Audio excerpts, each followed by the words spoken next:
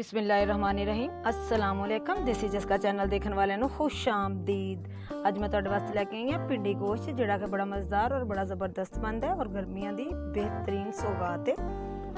ਚਲੋ ਆਪਾਂ ਚੱਲਨੇ ਰੈਸਪੀ ਦੀ ਤਰਫ। ਇਹਦੇ ਵਾਸਤੇ ਆਪਾਂ ਨੂੰ ਕਿਸ ਚੀਜ਼ ਦੀ ਜ਼ਰੂਰਤ ਹੈ। 1 किलो कटी हुई पिंडी, आधा किलो प्याज मोटे साइज का कटिया होया, आधा किलो मुर्गी का गोश्त जिहड़ा कि मैं धो के रख चुकी हाँ, 1 पाइया ऑयल, 2 चम्मच सुरख मिर्च, 1 चम्मच हल्दी और 1 चम्मच नमक, 5 तो 7 मिर्चा कटी हुई, टमाटर, अदरक और लहसुन, काली मिर्चा 1 चम्मच जीरा और सुखियां धनिया। चलो आप चलने चूल्हे की तरफ। चूल्हा ऑन करके उस तो बाद मैं ऊपर रखांगी देचका रखने तो बाद डालांगी ऑयल, 1 पाइया ऑयल, इन्हें रखांगी 2 मिनट वास्ते गर्म होने वास्ते। उस तो बाद डालांगी पिंडी। इहदे विच पिंडी देख लो थोड़ी मोटे साइज की कट्टी है, ज्यादा बरीक नहीं कट्टी। देखो कितनी जबरदस्त लग रही है। अच्छे तरीके नाल हिलावांगी ताकि पिंडी के उपर ऑयल अच्छे तरीके नाल लग जाए। ऑयल लगदे ना पिंडी ग्रीन हो जाती है। अगर तुहानू मेरी वीडियो अच्छी लगे तो मेरी वीडियो को लाइक करना, चैनल को सबसक्राइब करना, बैल के निशान को दबा के आल ते जरूर सैट करना। देखो कितनी ज़बरदस्त और कितनी अच्छी पिंडी ब्राउन हो रही। हुण मैं इहनूं निकालांगी एक बॉल दे विच। देख लो हाफ फ्राई ही कीती है, बिल्कुल फुल ब्राउन नहीं कीती। फुल ब्राउन तुसी करनी भी नहीं ताकि ये जल जाए तो इहदा टेस्ट अच्छा नहीं बनता, इसलिए इहनूं हाफ फ्राई ही करीदा है। देखो कितनी ज़बरदस्त, ना तो टुटी है ना ही बिल्कुल फिस जाते हैं जिस तरह का नहीं उस तरह नहीं, बिल्कुल खिली हुई पिंडी है।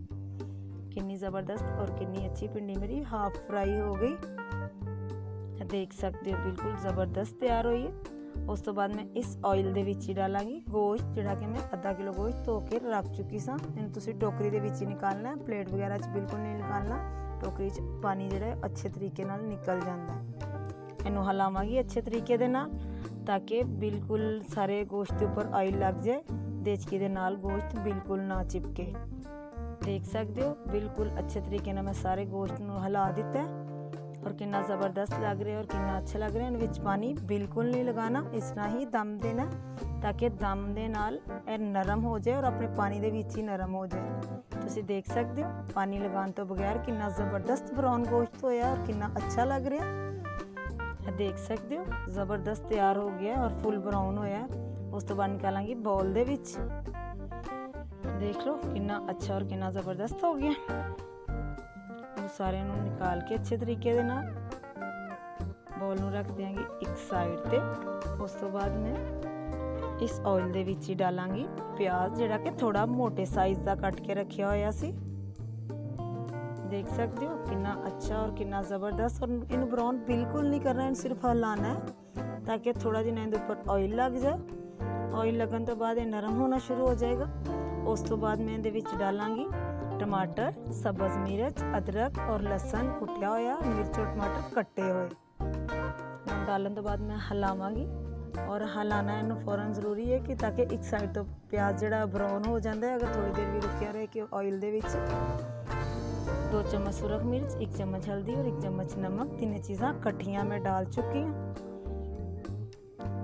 1 घुट पानी का लगाना है, 2 तो 3 चम्मच, जिस तरह कि इस तो ज़्यादा पानी नहीं लगाना। और ये इसलिए लगाना है कि अपनी जी सुरख मिर्च है वो जल ना जाए। दम देंगी 2 मिनट का। तुसीं देख सकते हो ज़बरदस्त प्याज अपने तैयार हो गए ना। इन्हूं 1 तो 2 मिनट हिलावांगी। देख लो बिल्कुल अच्छे तरीके नाल हिला के इहदे विच हुण मैं डालांगी गोश्त जिहड़ा कि मैं फुल फ्राई करके रखिया सी। देख लो कितना अच्छा लग रहा है और कितना ज़बरदस्त लग रहा है। उस तो बाद डालांगी पिंडी जिहड़ी कि मैं हाफ फ्राई की थी।